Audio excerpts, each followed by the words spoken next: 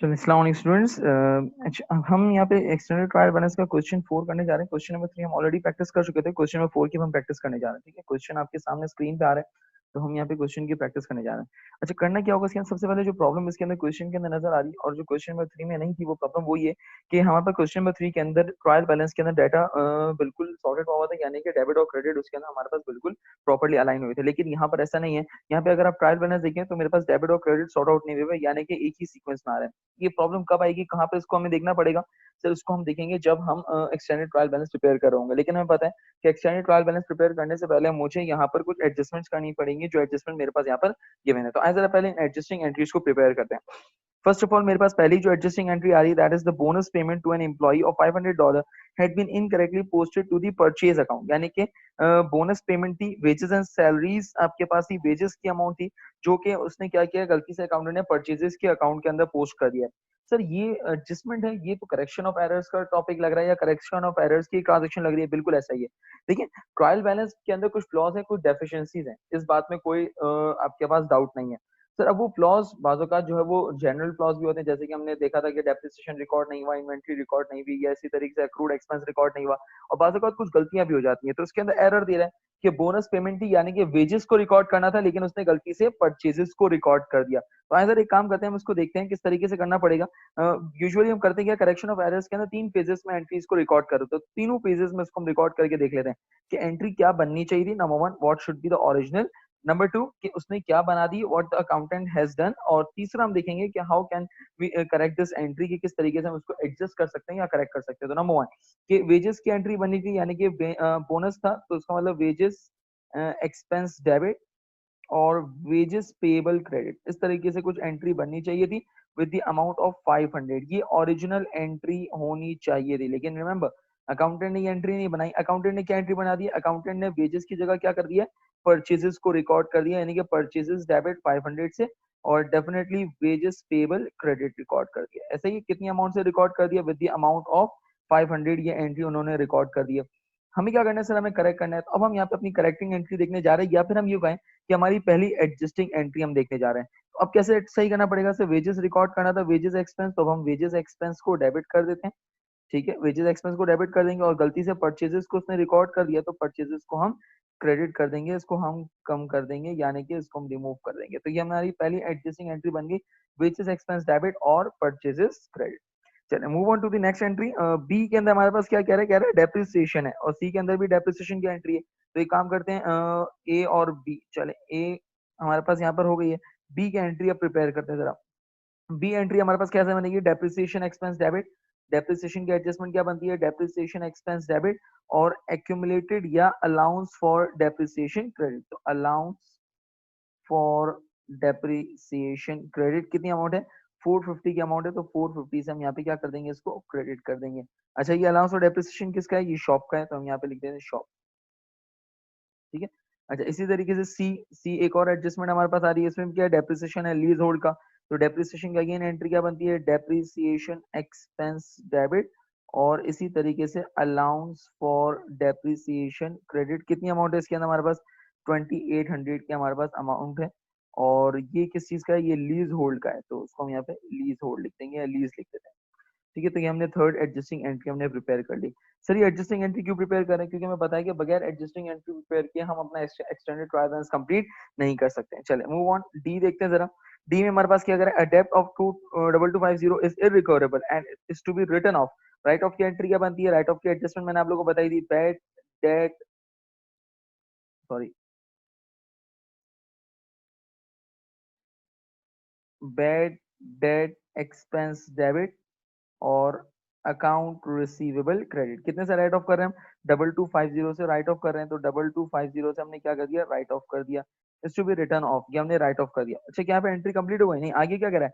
And the receivable allowance to be increase to 2% of the receivable figure, यानी कि अब मुझे क्या करना है? मुझे अलाउंस भी क्रिएट करना है। अच्छा, अब अलाउंस क्रिएट करने के लिए हमें रिसीवेबल का पूरा चैप्टर रिकॉल करना पड़ेगा, जिसमें मुझे देखना पड़ेगा कि सबसे पहले कि इनकम स्टेटमेंट अप्रोच या बैलेंस शीट। तो आंसर क्या आएगा कि 2% ऑफ अकाउंट रिसीवेबल है, तो इसका मतलब कौन सी अप्रोच है? ये मेरे पास यहाँ पे दे रहा है कौन सी? बैलेंस शीट अप्रोच दे रहा है। ऐसे ही, यानी कि 2% ऑफ रिसीवेबल कह रहा है, तो इसका मतलब कौन सी अप्रोच है? बैलेंस शीट अप्रोच है।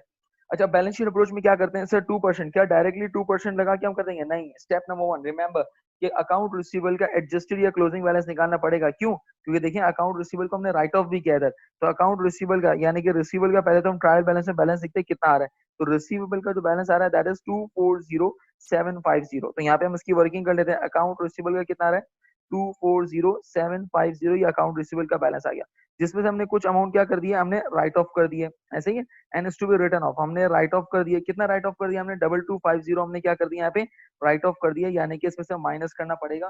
तो मेरे पास यहाँ पे अकाउंट रिसीवेबल का अपडेटेड बैलेंस आ जाएगा या एडजस्टेड बैलेंस आ जाएगा, या फिर हम यूं कह लें कि क्लोजिंग बैलेंस हमारे पास यहाँ पर आ जाएगा। यहाँ तक क्लियर इसके अंदर? तो 240750 माइनस 2250 जो हम करेंगे तो हमारे पास कितना? 238,500। ये हमारे पास क्या आ गया? ये हमारे पास अकाउंट रिसीवेबल का बैलेंस आ गया, एडजस्टेड बैलेंस। अच्छा, अब क्या करना है सर? 2% अप्लाई करेंगे इसका, तो 2% अप्लाई कर लेते हैं। इसका कितना आ रहा है? 2%। इसके ऊपर हम क्या करेंगे? प्रोविजन, यानी कि 2% का प्रोविजन हम अप्लाई कर देंगे, ऐसे ही। यानी कि 2% हमने प्रोविजन अप्लाई कर दिया, तो हमारे पास कितना रहा? 4770। ये हमारे पास यहाँ पर 4770 हमारे पास यहाँ पर प्रोविजन आ गया, ऐसे ही। अच्छा, अब क्या इस प्रोविजन से हम एंट्री बना दे 4770 से? नहीं। क्यों सर? ये क्या है? ये क्लोजिंग प्रोविजन है। रिमेंबर हमने जब इसका प्रीवियस क्वेश्चन क्या था, क्वेश्चन नंबर 3, तो उसमें भी हमने देखा था that is the closing provision. मुझे प्रोविजन का क्लोजिंग बैलेंस नहीं चाहिए, मुझे प्रोविजन फॉर द ईयर चाहिए। अच्छा, प्रोविजन फॉर द ईयर कैसे आएगा? तो उसके लिए मुझे देखना पड़ेगा कि क्या कोई प्रोविजन का ओपनिंग बैलेंस गिवन है। तो जरा देखते हैं। Yes sir, allowance for receivable, ऐसे ही। अलाउंस फॉर रिसीवेबल का ओपनिंग बैलेंस गिवन है कितना? 4320। दैट मींस 4320 मेरे पास यहाँ पर क्या गिवन है? 4320 मेरे पास यहाँ पर ओपनिंग बैलेंस यहाँ पर गिवन है। तो 4320 ओपनिंग प्रोविजन मेरे पास गिवन है। तो अब मुझे देखना पड़ेगा कि मुझे प्रोविजन को इंक्रीज करना है या डिक्रीज करना है। तो ओपनिंग प्रोविजन मेरे पास कितना है? 4320। क्लोजिंग कितना चाहिए? 4770। तो डेफिनेटली मुझे प्रोविजन को इंक्रीज करना पड़ेगा, कितने से?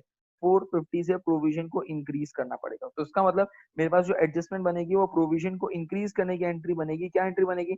बैड डेट एक्सपेंस डेबिट और allowance for receivable credit. Allowance for receivable credit कितने से? 450 से ये एडजस्टमेंट हम यहाँ पे बनाएंगे। तो इसका मतलब ये कि जो डी एडजस्टमेंट है, जो डी ट्रांजेक्शन है, उसके अंदर हम दो एडजस्टमेंट बना रहे होंगे। हम दो एडजस्टमेंट इसके अंदर बना रहे होंगे। एक हमारे पास राइट ऑफ की एडजस्टमेंट बनेगी और दूसरी हमारे पास प्रोविजन की एडजस्टमेंट यहाँ पे बन रही होगी। यहाँ पे क्लियर इसके अंदर? तो ये हमने क्या कर दिया? एडजस्टिंग एंट्री यहाँ पे डी की कंप्लीट कर ली। चलिए नेक्स्ट चलते हैं। ई में क्या कह रहा है? Inventory at 31 December is valued at 1,35,000। तो मर्चेंडाइज इन्वेंट्री की एंट्री क्या बनती है? Merchandise inventory debit. और याद रहे, जब हम एक्सटेंडेड ट्रायल बैलेंस बनाते हैं तो यूजुअली हम क्या करते हैं? हम उसको एडजस्टमेंट के कॉलम में पोस्ट नहीं करते, उसको हम करते क्या? डायरेक्टली इनकम स्टेटमेंट या बैलेंस शीट के अंदर पोस्ट कर रहे होते हैं। तो मर्चेंडाइज इन्वेंट्री डेबिट, और इसी तरीके से मेरे पास पीएनएल क्रेडिट हो जाएगा। कितने से? 1,35,000 से हम ये एंट्री यहाँ पर पोस्ट कर देंगे। यहाँ तक क्लियर इसके अंदर? अच्छा, फिर इसी तरीके से नेक्स्ट एडजस्टमेंट मेरे पास क्या आ रही है? एफ। एफ में क्या कह रहा है मेरे पास? एफ में मेरे पास कह रहा है 31 दिसंबर 2008 540 was owed for advertising expense but an invoice has not yet been received। यानी कि हमारे पास अक्रूड एक्सपेंस दे रहा है कि हमारे पास ओ कर रहे हैं हम, लेकिन अभी तक हमने इसको रिकॉर्ड नहीं किया। क्यों? क्योंकि इनवॉइस रिसीव नहीं हुई। ठीक है, तो उसको हम रिकॉर्ड कर देते हैं। तो क्या एंट्री बनेगी? अक्रूड की advertising expense debit, advertising expense debit और advertising payable credit. Advertising expense debit और एडवर्टाइजिंग पेबल क्रेडिट कितने से एंट्री बनेगी हमारे पास? ये हमारे पास एंट्री बनेगी 540 से। तो हम 540 से ये एंट्री हम रिकॉर्ड कर देंगे एडजस्टमेंट में। यहाँ तक क्लियर इसके अंदर? तो ये हमने एफ की एडजस्टमेंट भी रिकॉर्ड कर दी। अच्छा, इसके बाद जी आ रहा है। अब जी वाली एडजस्टमेंट जरा समझनी है आप लोगों ने। क्या कह रहा है इसके अंदर? Local taxes have been paid up to 31 March 2009। कोई अमाउंट नहीं दे रहा हमारे पास। क्यों? जरा देखते हैं इसके अंदर। यहाँ पे देखें जरा लोकल टैक्सेस। लोकल टैक्सेस के बारे में मेरे पास क्या दे रहा है? 6750 मेरे पास दे रहा है। और ये क्या कह रहा है? फॉर 15 मंथ्स का पे किया है। ये बेसिकली क्या है? ये लोकल टैक्सेस एक्सपेंस रिकॉर्ड किया हुआ है। क्या रिकॉर्ड किया हुआ है? एक्सपेंस। क्योंकि जब तक प्रीपेड का वर्ड यूज नहीं करेगा तो मैं उसको एक्सपेंस ही कंसिडर करूंगा। तो लोकल टैक्सेस एक्सपेंस मेरे पास दे रहा है 6750। अच्छा, अब इन्होंने एक्सपेंस तो रिकॉर्ड किया हुआ है, लेकिन अब इसमें क्या कह रहा है? कह रहा है कि ये जो लोकल टैक्सेस आपने पे किए हैं ये 15 मंथ्स के लिए पे किए हैं। और ये 15 मंथ्स का, इसकी थोड़ी सी वर्किंग करके देख लेते हैं। 15 मंथ्स के लिए पे किए हैं और ये 15 मंथ्स कब एंड हो रहे हैं? 31 मार्च 2009। हमारा अकाउंटिंग पीरियड कब एंड हो रहा है? 31 दिसंबर 2009। कैसे पता चला? यहाँ पे देखिए, सॉरी 8, 31 दिसंबर 2008 पे हमारा अकाउंटिंग पीरियड एंड हो रहा है, ऐसे ही। यानी कि 31 दिसंबर समवेयर अराउंड हियर, ऐसे ही 31 दिसंबर 2008 पे हमारा अकाउंटिंग पीरियड यहाँ पे एंड हो गया। अच्छा, और हमने ये टैक्सेस कब तक के लिए पे किए? 31 मार्च 2009, कितने मंथ्स के? 15 मंथ्स के पे किए हैं। आज मैं 31 दिसंबर 2008 पे खड़ा हुआ हूँ। तो मुझे एक बात बताएं कि ये जो 6750 की अमाउंट पे की हुई, ये कितने महीने की? सर ये 15 मंथ्स की पूरी अमाउंट पे की हुई है। 6750 फॉर 15 मंथ्स, 15 महीने की अमाउंट पे की हुई है, ऐसा ही है। मुझे एक बात बताएं, क्या ये मेरा पूरा का पूरा एक्सपेंस हो गया? सर नहीं हुआ। क्यों? सर ये 6750 ये 31 मार्च तक के लिए पे किया हुआ है। How can you classify the whole amount as an expense? Reason, क्योंकि आज आप 31 दिसंबर 2008 पे खड़े हुए हैं, और ये जो आपने 6750 की अमाउंट पे की है, ये आपने पे की है 31 मार्च 2009 तक की अमाउंट पे की है। इसका मतलब ये है कि आज जब मैं 31 दिसंबर 2008 पे खड़ा हूं, तो जनवरी, फरवरी और मार्च, ये 3 महीने का बेनिफिट तो हमने यूटिलाइज ही नहीं किया। तो उसका मतलब ये 3 महीना हमारे एक्सपेंस नहीं है। जब ये हमारे एक्सपेंस नहीं है, तो उसका मतलब ये है कि मैं इसको एज एक्सपेंस रिकॉर्ड नहीं कर सकता। तो अब मुझे क्या करना पड़ेगा? सर मुझे 6750 की जो टोटल अमाउंट है, इसमें 31 दिसंबर तक का देखना पड़ेगा कि 31 दिसंबर 2008 तक का एक्सपेंस कितना है। आइए जरा देखते हैं इसके अंदर। तो 6750, पहले तो मैं देखूं कि मेरे पास 15 से डिवाइड करता हूं, तो मुझे पता चलेगा कि सर एक महीने का अमाउंट कितना आ रहा है, दैट इज 450, ऐसा ही। अच्छा 450, सर 31 दिसंबर 2008 तक तो मेरा यहाँ पर एक्सपेंस होगा, लेकिन जो 3 महीने जनवरी, फरवरी, मार्च, ये मेरा एक्सपेंस नहीं है। तो उसका मतलब ये जब मेरा एक्सपेंस नहीं है और मैं पे कर चुका हूँ, तो ये क्या है मेरा? सर ये मेरा है प्रीपेड। तो उसका मतलब ये है कि 1350 की जो अमाउंट है, ये मेरा एक्सपेंस नहीं है, ये क्या है मेरा? सर ये मेरा प्रीपेड है। दैट मीन्स कि ट्रायल बैलेंस में जो 6750 आ रहा है, ये एक्सपेंस हमने ज्यादा रिकॉर्ड किया हुआ है। क्यों? सर ये 6750 पूरा एक्सपेंस नहीं है आपका। इसमें से 1350 की जो अमाउंट है, ये मेरा अगले अकाउंटिंग पीरियड का है, that is January, February and March. तो इसका मतलब वो मेरा प्रीपेड है। तो मुझे अब एक्सपेंस के अमाउंट को कम करना पड़ेगा। तो कैसे कम करेंगे हम? तो हम यहाँ पे जी एंट्री बनाने जा रहे हैं। क्या बनेगी हमारे पास? लोकल, सिर्फ जो प्रीपेड में कन्वर्ट करना पड़ेगा, लोकल टैक्स प्रीपेड डेबिट, यानी कि मैं प्रीपेड रिकॉर्ड कर दूंगा कितने से? 1350 से। और चूंकि ट्रायल बैलेंस में एक्सपेंस जो है वो ज्यादा रिकॉर्ड किया हुआ है, तो हम क्या कर देंगे? लोकल टैक्स एक्सपेंस, एक्सपेंस को कम कर देंगे, एंड एक्सपेंस डिक्रीज क्रेडिट। तो लोकल टैक्स एक्सपेंस 1350 से हमने क्या कर दिया? क्रेडिट कर दिया। ये हमने क्या कर दी? हमने एडजस्टिंग एंट्री प्रिपेयर कर ली, यानी कि ये जो हमारे पास टोटल एडजस्टिंग एंट्रीज हैं, ये हमने एडजस्टिंग एंट्रीज यहाँ पर हमने प्रिपेयर कर दी, that is A B C D E N F E F and G. ये हमने क्या कर ली? ये सारी एडजस्टिंग एंट्री प्रिपेयर कर ली। अब जब एडजस्टिंग एंट्रीज हमने प्रिपेयर कर ली, now what's the next step? अब मुझे एक्सटेंडेड ट्रायल बैलेंस को प्रिपेयर करना है। तो अब हम करेंगे क्या? हम एक्सटेंडेड ट्रायल बैलेंस को अब प्रिपेयर करेंगे। यहाँ तक क्लियर इसके अंदर? तो ये हमारे पास कुछ एडजस्टिंग एंट्रीज आ रही थी, तो हम इंशाल्लाह एक्सटेंडेड ट्रायल बैलेंस को प्रिपेयर करेंगे।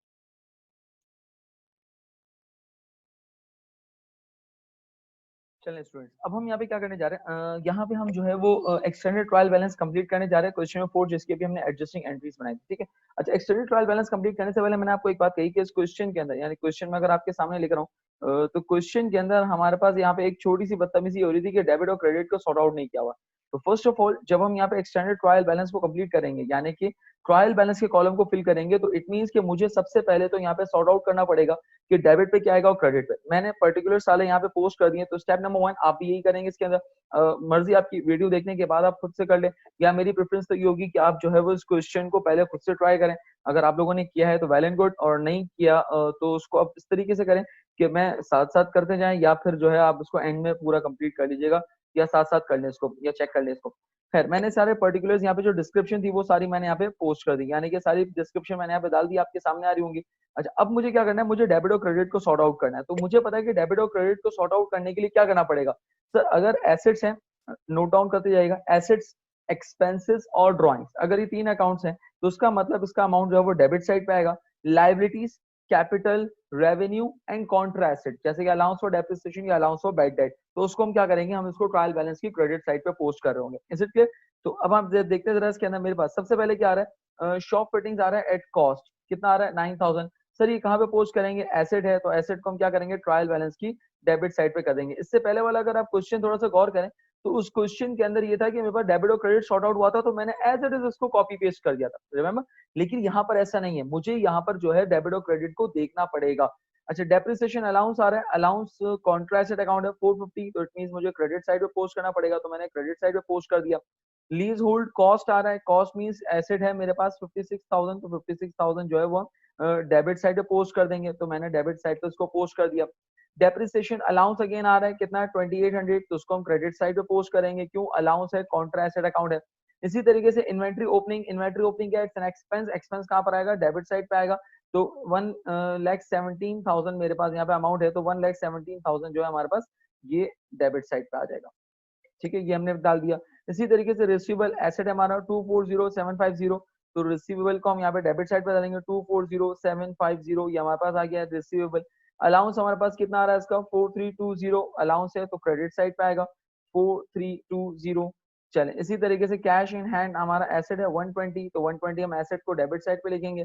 और इसी तरीके से कैश एट बैंक ये भी हमारा एसेट है 18,300, तो हमने 18,300 को भी डेबिट साइड पे लिख दिया। पेबल्स लाइबिलिटी है, तो लाइबिलिटी को हम जो है वो क्रेडिट साइड पे लिखेंगे 292,500, तो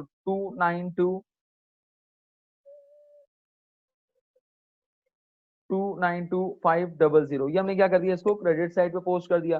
कैपिटल कैपिटल हमारी इक्विटी कैपिटल 1,20,000, इसको भी हम क्या करेंगे क्रेडिट साइड पे पोस्ट करेंगे।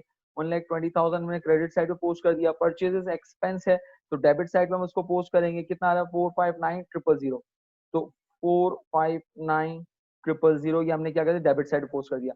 सेल्स हमारे पास क्या है 5,80,000 रेवेन्यू है, तो उसको क्रेडिट साइड पे पोस्ट करेंगे। 5,80,000 हमने क्या कर दिया यहाँ पे क्रेडिट साइड पे पोस्ट कर दिया। वेजेस हमारे पास एक्सपेंस है 81,900, 81,900 हमने डेबिट साइड पे पोस्ट कर दिया। एडवर्टाइजिंग एक्सपेंस हमारे पास 1,0350, 1,0350। सर ये प्रीपेड भी तो हो सकता है या पेबल्स भी तो हो सकता है, देखिए अगर होता तो मुझे क्लियर करता, जब नहीं लिखा हुआ तो उसका मतलब ये मेरा एक्सपेंस है 1,0350। इसी तरीके से लोकल टैक्सेस एक्सपेंस है 6,750, 6,750 ये हमारे पास एक्सपेंस हो गया। बैंक चार्जेस एक्सपेंस है 900, तो हमने पोस्ट कर दिया। अब मुझे जो वेरीफाई करना है कि क्या मैंने यहाँ पे सही पोस्टिंग की नहीं की, तो मैं यहाँ पे ट्रायल यानी कि ट्रायल बैलेंस की डेबिट और क्रेडिट साइड का अगर टोटल कर लेता हूँ, तब मुझे उससे भी पता चल जाएगा कि मेरे पास डेबिट और क्रेडिट साइड अगर इक्वल हो जाती है, दैट मीन्स कि मैंने बिल्कुल सही किया हुआ है। तो ये मेरे पास डेबिट और क्रेडिट साइड दोनों इक्वल हो गए। यहाँ तक क्लियर है इसके अंदर, यानी कि ट्रायल बैलेंस की डेबिट और क्रेडिट साइड का इक्वल आना, दैट शोज कि मैंने ट्रायल बैलेंस के अंदर सही पोस्टिंग की, ये मुझे कंफर्म कर देगा। तो पहला स्टेप हमारा कंप्लीट हो गया, that is the trial balance. हमने ट्रायल बैलेंस को यहाँ पे कंप्लीट कर लिया। Now what's the next step, मुझे अब एडजस्टमेंट को करना है, यानी कि एडजस्टमेंट को मैं यहाँ पे स्टार्ट करूंगा, एडजस्टमेंट कॉलम को फिल। अब आइए जरा एडजस्टमेंट कॉलम को फिल करना स्टार्ट करते हैं। एडजस्टमेंट कॉलम को किस तरीके से फिल करेंगे, देखिए एडजस्टमेंट के कॉलम को फिल करने के लिए मुझे एडजस्टिंग एंट्रीज की जरूरत पड़ेगी। क्या हमने एडजस्टिंग एंट्रीज बना ली थी? यस सर, बिल्कुल हमने एडजस्टिंग एंट्रीज बना ली थी। तो मैं एडजस्टिंग एंट्रीज अगर आपको दिखाता चलूं, तो ये कुछ हमने एडजस्टिंग एंट्रीज बनाई थी। फर्स्ट ऑफ ऑल हमने बनाई थी wages expense debit and purchases credit. चलें आइए जरा देखते हैं किस तरीके से हम करेंगे। वेजेस एक्सपेंस डेबिट, तो वेजेस एक्सपेंस सबसे पहले मुझे वेजेस एक्सपेंस का यहाँ पे टाइटल ढूंढना पड़ेगा। क्या वेजेस एक्सपेंस है? आइए जरा ढूंढते हैं, मेरे साथ साथ ढूंढेगा। Wages expense, wages expense, wages expense, wages expense लंबी नहीं करेगी। ये देखिए, ये आपके पास वेजेस एक्सपेंस यहाँ पर आ रहा होगा। ऐसे ही मैं आपकी कन्वीनियंस के लिए काम करता हूँ, यहाँ पे थोड़ी नंबरिंग कर देता हूँ ताकि जो है वो आप लोगों को बताना आसान हो जाए मुझे कि चले। तो वेजेस एक्सपेंस किस पे आ रहा है 14 पे हमारे पास आ रहा है वेजेस एक्सपेंस। ऐसे ही तो वेजेस एक्सपेंस हमारे पास आ रहा है। वेजेस एक्सपेंस कितने से डेबिट किया था हमने, तो वेजेस एक्सपेंस हमने डेबिट किया था 500 से। तो एडजस्टमेंट के कॉलम में आएंगे, प्लीज मेक श्योर कीजिएगा वेजेस एक्सपेंस एडजस्टमेंट के कॉलम में डेबिट साइड पे आएंगे कितने से 500 से। तो वेजेस एक्सपेंस को हमने 500 से यहाँ पे डेबिट कर दिया। ठीक है, इसी तरीके से दूसरा क्या हो रहा है sir, wages expense debit and purchases credit. क्या परचेजेस का अकाउंट है? Let's find out the purchases account. Purchases purchases purchases purchases purchases purchases purchases, ये रहा परचेज मिल गया। ऐसे ही 12th नंबर पे आपके पास परचेजेस आ रहा है। सही है, अच्छा परचेजेस आएंगे, हम एडजस्टमेंट के कॉलम में आएंगे और क्रेडिट कर देंगे विद द अमाउंट ऑफ 500।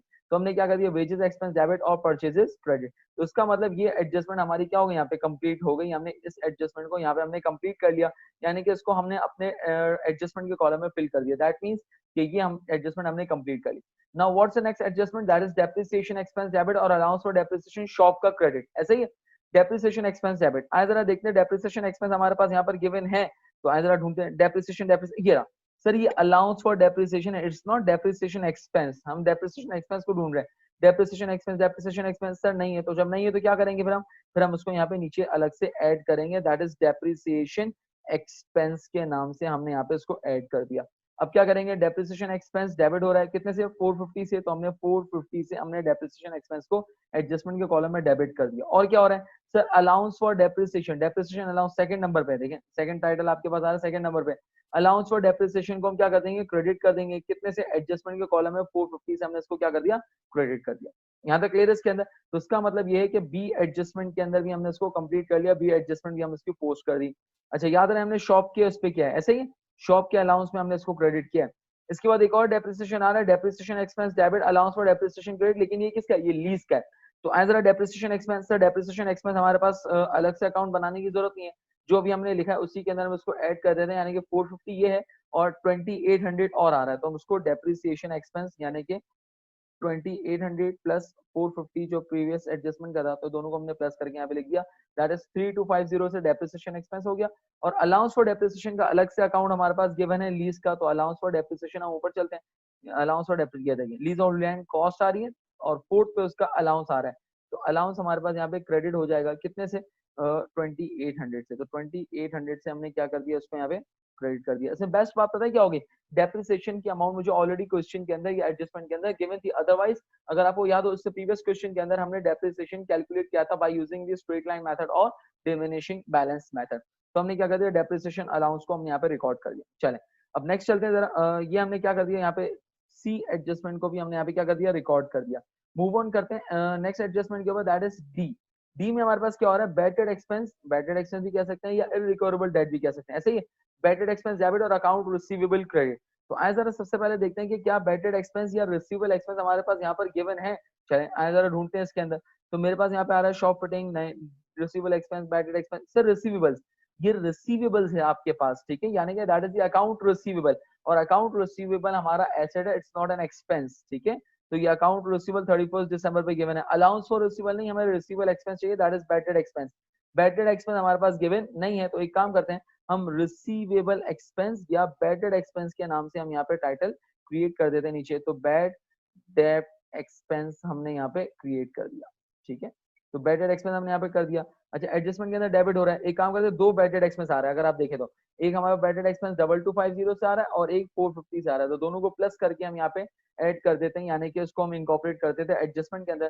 तो बैटेड एक्सपेंस डेबिट हो रहा है 2250 प्लस 450, ऐसे ही, तो मैंने 450 इसको मैंने क्या कर दिया, सॉरी 45 हो गया ये शायद, 450 से मैंने क्या कर दिया इसको यहाँ पे कर दिया, तो इसका मतलब बैटेड एक्सपेंस हमारे पास डेबिट हो गया कितने से 2700 से। अच्छा अब क्या हो रहा है, अकाउंट रिसीवेबल को क्रेडिट करना है, ऐसे ही अकाउंट रिसीवेबल को क्रेडिट कर देते हैं कितने से 2250 से। अकाउंट रिसीवेबल क्या है, ये रहा 6 नंबर पे देखें, अकाउंट रिसीवेबल क्रेडिट हो रहा है, एडजस्टमेंट के कॉलम में आए क्रेडिट साइड पे, ऐसा ही, यानी कि अकाउंट रिसीवेबल को हमने क्रेडिट कर दिया कितने से 2250 से, 2250 से हमने इसको क्या कर दिया क्रेडिट कर दिया अकाउंट रिसीवेबल को। फिर इसके बाद एडजस्टमेंट के अंदर बैटेड एक्सपेंस हम ऑलरेडी रिकॉर्ड कर चुके हैं, अब मुझे क्या करना है, अलाउंस फॉर रिसीवेबल 450 से क्रेडिट करना है, तो अलाउंस फॉर रिसीवेबल है, yes sir, allowance for receivable 7 पे आपके पास गिवन है, और उसको हम 450 से क्या कर देंगे, हम इसको क्रेडिट कर देंगे, एडजस्टमेंट के कॉलम है तो हमने 450 से क्या कर दिया क्रेडिट कर दिया, दैट मींस कि हमने ये दोनों एडजस्टमेंट जो है वो फुली इनकॉर्पोरेट कर दी। अच्छा इसके बाद ई आ रही है, अच्छा ई के अंदर जो एडजस्टमेंट आ रही है that is merchandise inventory, merchandise inventory debit और इसी तरीके से पीएनएल क्रेडिट।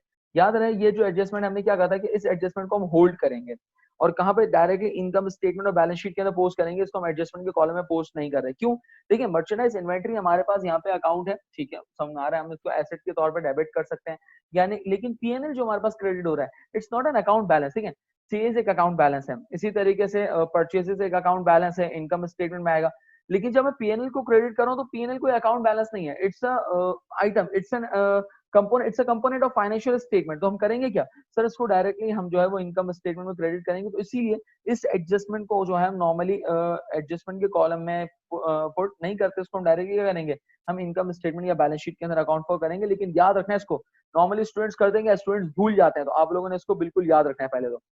चले एफ एडजस्टमेंट पे आते हैं, एडवर्टाइजिंग एक्सपेंस डेबिट और एडवर्टाइजिंग पेबल क्रेडिट 540 से, तो क्या एडवर्टाइजिंग एक्सपेंस हमारे पास यहाँ पे गिवन है, let's find out advertising expense, ढूंढते जरा एडवर्टाइजिंग एडवर्टाइजिंग एडवर्टाइजिंग, ये रहा सर 15 पे आ रहा है, देखिए जरा 15 पे आपके पास आ रहा है एडवर्टाइजिंग एक्सपेंस, ऐसा ही है, कितने से डेबिट हो रहा था 540 से, तो एडवर्टाइजिंग एक्सपेंस को हम क्या करेंगे 540 से यहाँ पे डेबिट कर देंगे, और एडवर्टाइजिंग पेबल क्रेडिट हो रहा है जो कि हमारे पास यहाँ पे ट्रायल बैलेंस में गिवन नहीं है, तो ठीक है हम एडवर्टाइजिंग पेबल के नाम से यहाँ पे एक अकाउंट क्रिएट कर देते हैं, एडवर्टाइजिंग पेबल क्रेडिट हो जाएगा कितने से, एडजस्टमेंट के कॉलम में 540 से, तो प्लीज याद रखिएगा कि बहुत ध्यान से करना है, ऐसा ना हो कि आप ये अमाउंट कहीं और पोस्ट कर दें, तो डेबिट और क्रेडिट का आपने जो है ध्यान रखना है। खैर आगे चलते जरा, इसके बाद नेक्स्ट क्या आ रहा है, लोकल टैक्स प्रीपेड, यानी कि ये एडजस्टमेंट भी हमारी कंप्लीट हो गई, तो उसको भी हम यहाँ पे कट ऑफ कर देते हैं, ये एडजस्टमेंट भी हमने क्या कर दी पोस्ट कर दी। लास्ट एडजस्टमेंट आ रही है लोकल टैक्स प्रीपेड डेबिट 1350 से और लोकल टैक्स एक्सपेंस क्रेडिट 1350 से, तो लोकल टैक्स प्रीपेड हमारे पास डेबिट हो रहा है, क्या लोकल टैक्स प्रीपेड हमारे पास यहाँ पे गिवन है, तो let's find out. Sir local tax prepaid तो हमारे पास यहाँ पे कहीं नजर नहीं आ रहा, हाँ ऑल्दो मेरे पास 16th नंबर पे लोकल टैक्स एक्सपेंस जरूर आ रहा है, ऐसे ही तो लोकल टैक्स एक्सपेंस को हम डेबिट कर देते हैं, सॉरी क्रेडिट करना है हमें। लोकल टैक्स एक्सपेंस को हमें क्रेडिट करना है कितने से, 1350 से, तो हमने 1350 से हमने क्या कर दिया, लोकल टैक्स एक्सपेंस को हमने क्रेडिट कर दिया। और लोकल टैक्स प्रीपेड हमारे पास नहीं गिवन, तो हम यहाँ पे नीचे अकाउंट ऐड कर देते हैं, लोकल टैक्स प्रीपेड हमने यहाँ पे क्या कर दिया, डेबिट कर दिया, कितने से 1350 से हमने एडजस्टमेंट के कॉलम में इसको डेबिट कर दिया। यहाँ पे क्लियर इसके अंदर, दैट मीन्स कि हमने तमाम एडजस्टमेंट्स को यहाँ पे इस फॉर्मेट के अंदर हमने पोस्ट कर दिया इसके अंदर। सर क्या हम टोटल कर ले, नहीं अभी टोटल करने की जरूरत नहीं है, हाँ लेकिन ऑल दो कि जब मैं एडजस्टेड ट्रायल बैलेंस बनाऊंगा तो उसके अंदर मुझे टोटल करना पड़ेगा। अच्छा, एडजस्टेड ट्रायल बैलेंस के अंदर मैंने आपको एक चीज कही थी कि debit means plus, credit means minus, debit means plus, credit means minus, debit means plus, credit means minus, ऐसे ही ऊपर लिखा हुआ भी आपके पास, तो इसी तरीके से हम इसको लेके चलेंगे। अब जैसे कि यहाँ पे मैं देखूं तो मेरे पास यहाँ पर adjusted trial balance shop fitting के अंदर कोई एडजस्टमेंट मेरे पास नजर नहीं आ रही, तो क्या करेंगे सर, जो अमाउंट है वो as it is debit side पे आ जाएगी।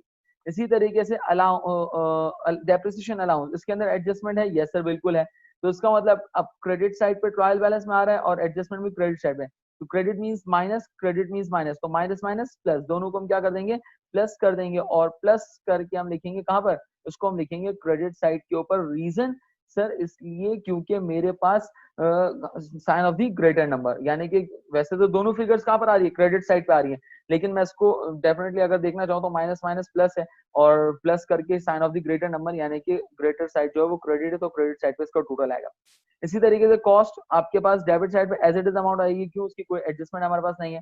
चले अब इसी तरीके से मेरे पास यहाँ पर क्या आ रहा है, अलाउंस फॉर डेप्रिसिएशन आ रहा है लीज का, तो अगेन क्रेडिट क्रेडिट यानी कि माइनस माइनस प्लस, तो दोनों फिगर्स को हम प्लस करके लिखेंगे और कहाँ पे लिखेंगे, क्रेडिट साइड पे लिखेंगे। इसी तरीके से इन्वेंट्री ओपनिंग कोई एडजस्टमेंट नहीं है इसके अंदर, तो ठीक है एज इट इज हम इसको डेबिट साइड पे लिख देंगे।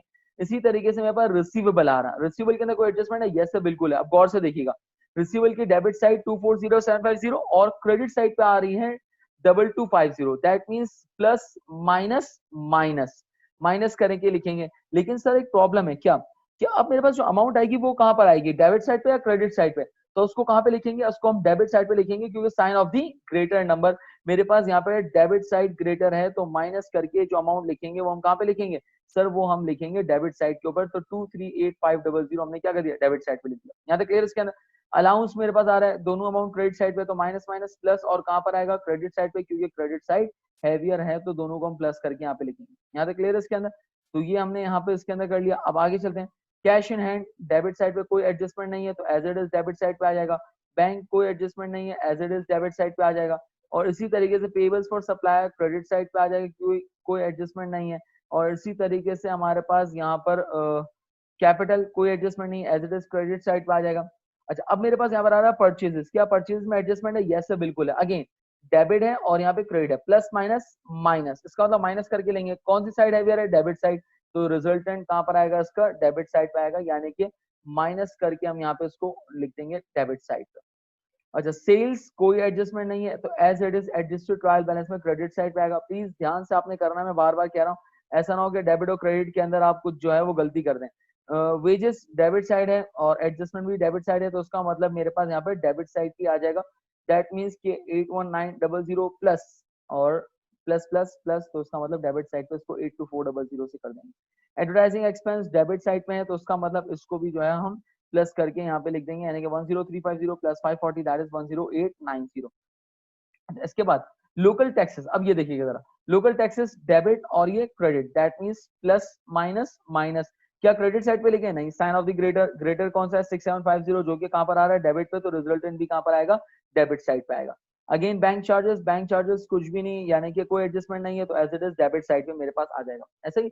चले इसके बाद नेक्स्ट अगर हम देखें तो अब मेरे पास यहाँ पे एडजस्टमेंट तो है, लेकिन इसके ट्रायल बैलेंस नहीं है, वेल एंड गुड, कोई इशू नहीं है, तो मैं एज इट इज इसको देख लूंगा, तो मेरे पास एडजस्टमेंट की डेबिट साइड पे आ रहा है, तो इसका मतलब एडजस्टेड ट्रायल बैलेंस की भी डेबिट साइड पे आ जाएगा। इसी तरीके से ये भी मेरे पास, यानी कि बैटेड एक्सपेंस, ये भी डेबिट साइड पे आ रहा है, लेकिन मेरे पास अगर देखा जाए तो एडवर्टाइजिंग टेबल ये कहां पर आ रहा है, क्रेडिट साइड पे, तो उसको हम एडजस्टेड ट्रायल बैलेंस की क्रेडिट साइड पे पोस्ट कर देंगे। और इसी तरीके से लोकल टैक्स प्रीपेड, ये मेरे पास कहां पर आ जाएगा, ये डेबिट साइड पे आ जाएगा। यहाँ तक क्लियर इसके अंदर, तो ये मेरे पास क्या हो गया, ये एडजस्टेड ट्रायल बैलेंस मेरे पास यहाँ पर कंप्लीट हो गया। अब आते हैं जरा इनकम स्टेटमेंट या बैलेंस शीट की तरफ। इनकम स्टेटमेंट बैलेंस शीट में थोड़ा सा रिकॉल करो, मैं शीट थोड़ी सी अगर आपको दिखाऊं, तो ये हमने लास्ट लेक्चर के अंदर भी देखा था कि एक्सपेंसेस आएंगे और इनकम स्टेटमेंट की डेबिट साइड पे क्या आएगा, expenses, sales return, sales discount, merchandise opening and purchases. Same goes with the income statement credit side revenues को हम रिकॉर्ड करेंगे, तो मत भूलिएगा purchase return, purchase discount, sales और मर्चेंडाइज एंडिंग आपकी रेवेन्यूज है, स्पेशली मर्चेंडाइज एंडिंग जिसको मैंने बोल्ड भी किया हुआ है कि आपने उसको लाजमी तौर पर रिकॉर्ड करना है। खैर अब आए जरा देखते हैं इसके अंदर, मुझे पता है शॉप फिटिंग क्या ये हमारा इनकम स्टेटमेंट का आइटम है, नहीं, बैलेंस शीट कहां पर आएगा हमारे पास, यहाँ पर एसेट साइड पे आ जाएगा, यानी कि बैलेंस शीट की डेबिट साइड पे आपके पास ऊपर आ भी रहा है। देखें अगर आपके पास एसेट साइड पे क्या, डेबिट साइड पे क्या क्या चीज आएंगी, एसेट्स है, मर्चेंडाइज एंडिंग है, नेट लॉस एंड ड्रॉइंग्स। चलें आए जरा उसको हम पुट करते हैं, तो अब कौन सी अमाउंट लेंगे, याद रखिएगा अब हम यहाँ पे एडजस्टेड ट्रायल बैलेंस वाली अमाउंट्स लेंगे। चलें ये हमने डेबिट साइड पे लिख दिया। डेप्रिसिएशन अलाउंस, अलाउंस कहाँ पर आएगा सर, अलाउंस फॉर डेप्रिसिएशन हम लेंगे कहाँ पर, क्रेडिट साइड के ऊपर लेंगे, ऐसे ही। तो उसका मतलब ये है कि अलाउंस फॉर डेप्रिसिएशन की एडजस्टेड ट्रायल बैलेंस वाली जो अमाउंट है दैट इज 900, ये हमने क्रेडिट साइड पे ले ली। फिर इसके बाद एक और एसेट हमारे पास आ रहा है that is leasehold cost आ रही है 56,000, ये हम डेबिट साइड पे ले लेंगे। इसी तरीके से फिर मेरे पास अलाउंस आ रहा है डेप्रिसिएशन का, ये कहाँ पर लेंगे, adjusted trial balance 5600 credit side पे ले लेंगे। फिर इसके बाद मेरे पास आ रहा है that is merchandise opening, merchandise opening कहाँ पर आएगा, तो ये मैं आपको दिखा दूं, ये देखिए मर्चेंडाइज ऊपर देखिए, मर्चेंडाइज ओपनिंग कहाँ पर आएगा, ये इनकम स्टेटमेंट की डेबिट साइड पे आएगा, बस हमारी इसके अंदर।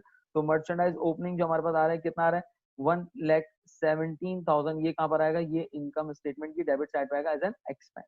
रिसीवेबल, रिसीवेबल का जो एडजस्टेड ट्रायल बैलेंस का अमाउंट है कहाँ पर आएगा सर, ये बैलेंस शीट पे आएगा 2,38,500। फिर इसी तरीके से अलाउंस फॉर रिसीवेबल ये कहाँ पर आएगा सर, ये बैलेंस शीट की क्रेडिट साइड पे आएगा 4,770। याद रहे जो भी अमाउंट ले रहे हैं हम कौन सी वाली अमाउंट ले रहे हैं, एडजस्टेड ट्रायल बैलेंस वाली अमाउंट हम ले रहे हैं, ठीक है।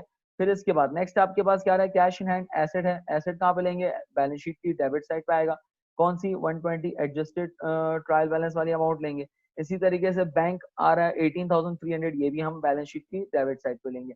फिर इसके बाद क्या रहा है, पेबल्स दैट इज लायबिलिटी है, लायबिलिटी को कहाँ पे लेंगे सर, हम बैलेंस शीट की क्रेडिट साइड पे लेंगे। कैपिटल कहाँ पर आएगा सर, बैलेंस शीट की क्रेडिट साइड पे आएगा 1,20,000। और इसी तरीके परचेजेस, परचेजेस कहाँ पर आएगा सर, परचेजेस एक्सपेंस, और एक्सपेंस को हम कहाँ पे रिकॉर्ड करेंगे, इनकम स्टेटमेंट की डेबिट साइड के ऊपर रिकॉर्ड करेंगे। तो परचेजेस का कितना आ रहा है 458,500 एडजस्टेड ट्रायल बैलेंस वाली अमाउंट। इसी तरीके से सेल्स कहाँ पर आएगी, इनकम स्टेटमेंट की क्रेडिट साइड पे आएगी, क्यों, क्योंकि रेवेन्यू है हमारा। और इसी तरीके से फिर आ रहा है वेजेस, वेजेस को कहाँ पे रिकॉर्ड करेंगे, एक्सपेंस है, तो इनकम स्टेटमेंट की डेबिट साइड पे आएगा 82400 एडजस्टेड ट्रायल बैलेंस वाली अमाउंट लेंगे। इसी तरीके से एडवर्टाइजिंग एक्सपेंस आपके पास कहाँ पर आएगा सर, ये भी मेरे पास इनकम स्टेटमेंट की डेबिट साइड पे आ जाएगा। लोकल टैक्स एक्सपेंस ये भी कहाँ पर आएगा सर, ये भी मेरे पास यहाँ पर इनकम स्टेटमेंट की डेबिट साइड पे आ जाएगा, दैट इज 5400। और याद रहेगी कौन सी अमाउंट ले रहे हैं, एडजस्टेड ट्रायल बैलेंस वाली। बैंक चार्जेस सर ये भी कहाँ पर आएगा, ये भी आपके पास इनकम स्टेटमेंट की डेबिट साइड पे आ जाएगा। चले ये हमने क्या कर दिया, ये तमाम चीजें हमने यहाँ पे पोस्ट कर दी इनकम बैलेंस शीट के अंदर। अच्छा नीचे कुछ और अकाउंट बैलेंसेस रह गए हमारे पास। डेप्रिसिएशन एक्सपेंस ये कहाँ पर आएगा सर, डेप्रिसिएशन एक्सपेंस जो है वो हमारे पास इनकम स्टेटमेंट की डेबिट साइड पे आ जाएगा। बैड डेट एक्सपेंस ये भी कहाँ पर आएगा सर, ये भी मेरे पास इनकम स्टेटमेंट की डेबिट साइड पे आ जाएगा। और इसी तरीके से एडवर्टाइजिंग पेबल ये कहाँ पर आएगा सर, ये बैलेंस शीट की क्रेडिट साइड पे आएगा, लायबिलिटी है, ठीक है। तो 540 हमने यहाँ पे पुट कर दिया। लोकल टैक्स प्रीपेड ये क्या हमारा एसेट है प्रीपेड, तो प्रीपेड को हम कहाँ पे लेंगे, प्रीपेड को जो है हम बैलेंस शीट के अंदर डेबिट साइड पे लेंगे, एडजस्टेड ट्रायल बैलेंस वाले अमाउंट दैट इज 1350। यहाँ तक क्लियर है इसके अंदर। तो ये हमने क्या कर दिया, बैलेंस शीट की अमाउंट भी हमने यहाँ पे पोस्ट कर दी इसके अंदर। अच्छा एक चीज जो हम चेक एंड बैलेंस कर सकते थे वो क्या, एडजस्टेड ट्रायल बैलेंस का अगर मैं यहाँ पे सम कर लेता, यानी कि एडजस्टेड ट्रायल बैलेंस का डेबिट और क्रेडिट का सम कर लेता, तो मुझे पता चल जाता कि क्या मैंने यहाँ पे सही से पोस्ट किया है नहीं किया। तो उसको एक मरतबा सम करके देख लेते हैं कि एडजस्टेड ट्रायल बैलेंस हमने सही बनाया या नहीं बनाया। तो ये हमने डेबिट साइड और क्रेडिट साइड का जब टोटल किया तो ये दोनों अमाउंट मेरे पास क्या आ रही है, बिल्कुल सेम आ रही है। दैट मींस कि हमने एडजस्टेड ट्रायल बैलेंस बिल्कुल सही बनाया था। तो ये इनकम स्टेटमेंट और बैलेंस शीट में पोस्ट करने से पहले एक मतलब चेक जरूर कर लीजिएगा। खैर तो हमने अभी क्या कर दिया, तमाम चीजों को पोस्ट कर दिया इसके अंदर। अब क्या करना है सर, एक काम करते हैं, इनकम स्टेटमेंट का टोटल करते हैं।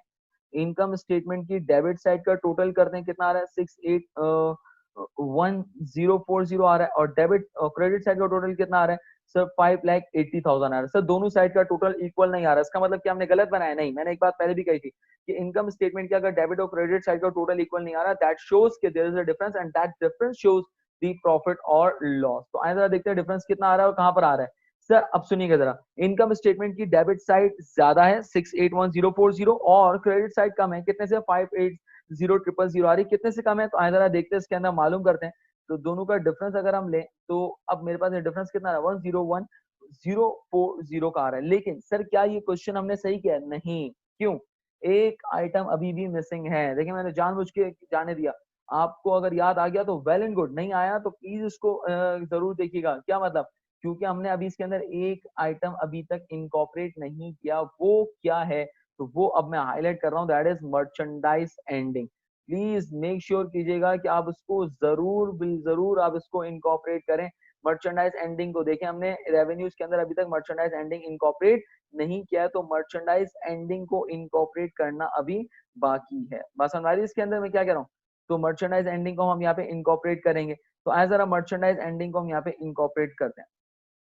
मर्चेंडाइज, सर इसकी अमाउंट कहाँ पर है, इसकी अमाउंट आपके पास क्वेश्चन के अंदर है या फिर आप एग्जिस्टिंग एंट्रीज में से भी उठा सकते हैं।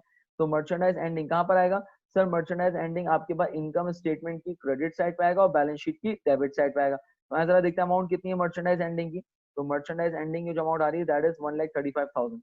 तो 1,35,000 की अमाउंट इनकम स्टेटमेंट की क्रेडिट साइड पे आएगी और बैलेंस शीट की डेबिट साइड पे आएगी। यहाँ तक क्लियर है इसके अंदर। तो अब हम यहाँ पे देखते हैं कि इसके अंदर मेरे पास टोटल कितना आ रहा है। अब मेरे पास यहाँ पे इनकम स्टेटमेंट का जो टोटल आ रहा है दैट इज 71500 और डेबिट साइड का टोटल कितना आ रहा है मेरे पास, डेबिट साइड का मेरे पास यहाँ पे टोटल कितना आ रहा है, डेबिट साइड का टोटल मेरे पास यहाँ पर जो आ रहा है दैट इज 681040। ऐसे ही तो अब क्या करेंगे सर, अब यहाँ पे मुझे देखना है कि प्रॉफिट हो रहा है ये लॉस।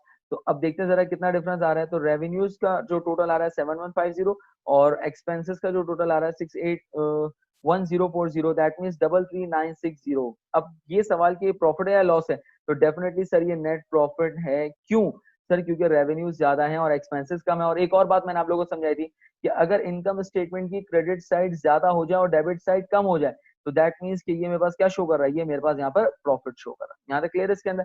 तो ये हमारे पास क्या आ गया, ये हमारे पास यहाँ पे प्रॉफिट शो कर रहा है कितना, 33960 का। चले अब दोनों साइड का टोटल कर लेते हैं अगेन।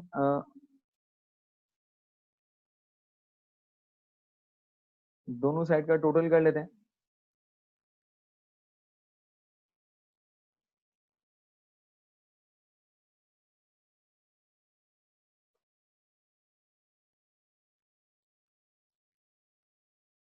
तो कितना आ गया 715,000 और इसी तरीके से एक टोटल यहाँ पे भी हम लिख देते हैं। तो ये हमने क्या देख लिया, इनकम स्टेटमेंट हमारी इक्वल हो गई।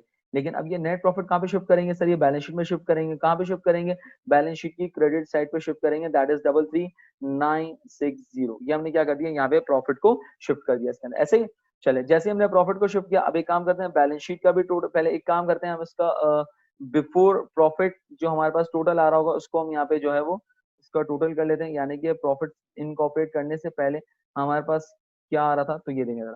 बैलेंस शीट का टोटल डेबिट साइड का कितना आ रहा था, 323,270 और क्रेडिट साइड का टोटल कितना आ रहा था, 424,310। ये हमारे पास यहाँ पे दोनों साइड का टोटल आ रहा था। अगेन बैलेंस शीट इक्वल नहीं हो रही थी, क्यों, क्योंकि हमने प्रॉफिट इनकॉर्पोरेट नहीं किया था। अब जैसे ही हम यहाँ पे प्रॉफिट को इनकॉर्पोरेट करेंगे तो हमारी बैलेंस शीट डेफिनेटली इन जो है वो इक्वल हो जानी चाहिए। तो आए जरा देखते हैं कि क्या हमारे पास बैलेंस शीट इक्वल हो रही है। तो सर देखते हैं जरा इसके अंदर।